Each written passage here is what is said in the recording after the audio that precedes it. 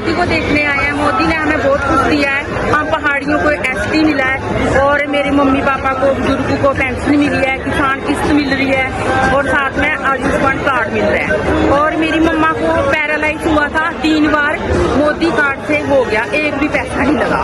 और बहुत कुछ दे रहे हैं मोदी जी।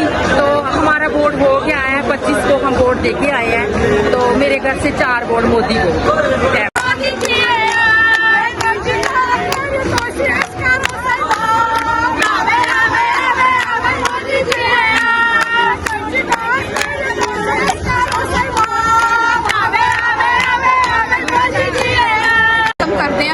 नरेंद्र मोदी जी का, और हम यही बोलेंगे कि इस बार भी वापस एक बार मोदी सरकार बननी चाहिए, क्योंकि हमारी तो कोई शिकायत ही नहीं है, क्योंकि वो बहुत वेल डन वर्क कर रहे हैं। धन्यवाद।